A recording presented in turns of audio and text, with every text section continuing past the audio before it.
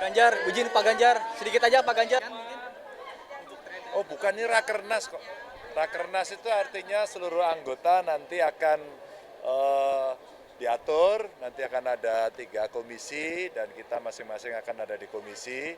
Ya tentu mereka yang struktural ya, yang lebih banyak nanti akan mendalami, termasuk soal isu program kerakyatan, yang kedua terkait dengan pilkada, dan yang berikutnya tentang sikap politik. Ya. Tidak akan bergabung dengan pemerintah. Jadi ada yang menerjemahkan kemudian oposisi. Masa individu gitu? Enggak. Itu sikap Ganjar pribadi. Nah, sikap partai lah yang akan dirumuskan pada hari ini, maka kita akan menunggu nanti keputusan. Bisa dia mengambil keputusan untuk Ibu Ketua Umum.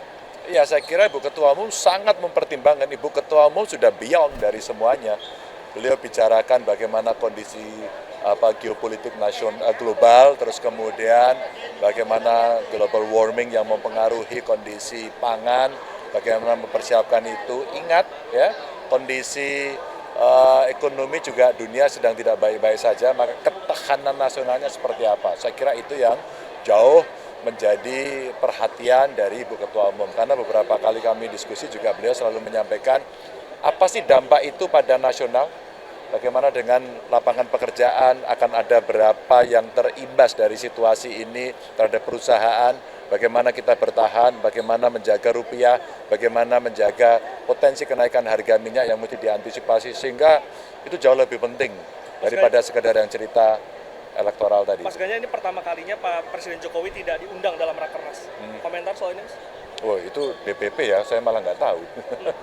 Mas Ganjar juga akan ditugaskan untuk nantinya melakukan ataupun untuk pilkada, Mas. Untuk target PDIP sendiri di pilkada sudah dipersiapkan, Mas? Berapa targetnya? Oh, kalau targetnya nanti di Rakernas ini yang akan disiapkan. Kalau saya diminta atau tidak diminta, kalau kader ya harus siap. Dari dulu juga saya sering keliling ikut kampanye di banyak pilkada begitu ya. Itu sudah melekat lah MBD. Kalau kader ya harus begitu, disuruh atau tidak disuruh. Pertanyaan terakhir spesifik soal Jawa Tengah. Pemimpin seperti apa yang Jawa Tengah butuhkan, Mas, untuk bisa nantinya menjadi suksesor seorang Ganjar Pranowo? Oh, tidak harus suksesornya Ganjar Pranowo. Kalau menurut saya hanya 5 saja. Satu, dia bisa transparan dan akuntabel, itu artinya punya integritas. Terus yang 3, 4, 5-nya adalah melayani masyarakat dengan mudah, murah, cepat. Kalau itu tidak bisa dilakukan, pasti komplain masyarakat. Ada nama yang masuk kriteria itu? Oh, cukup banyak ya, banyak kepala daerah, para bupati wali kota dari Jawa Tengah saya kira punya kriteria. Banyak tokoh nasional yang dari PDI Perjuangan juga punya. Tentu proses ini yang sekarang sedang berjalan. Tinggal kita ikuti siapa-siapa yang akan mendaftar. Siap, terima kasih Mas Ganjar. Terima kasih Mas.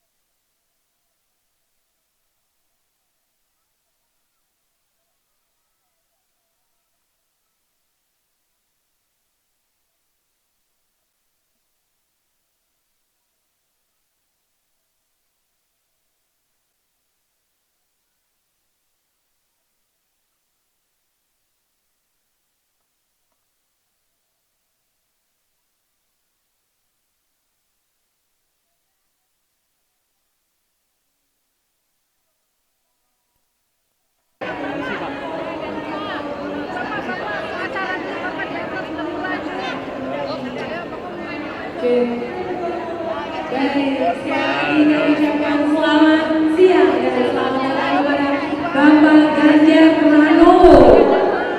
Ganjar, izin Pak Ganjar, sedikit aja Pak Ganjar.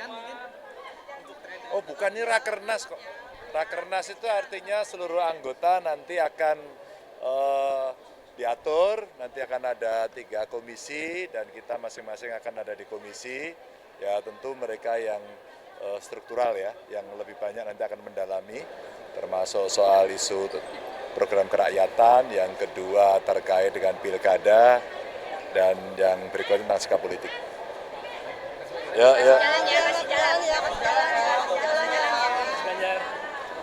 Tidak akan bergabung dengan pemerintah. Jadi ada yang menerjemahkan kemudian oposisi. Masa individu gitu? Enggak.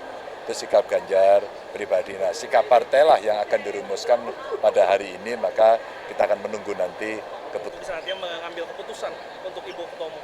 Ya, saya kira Ibu Ketua Umum sangat mempertimbangkan. Ibu Ketua Umum sudah beyond dari semuanya.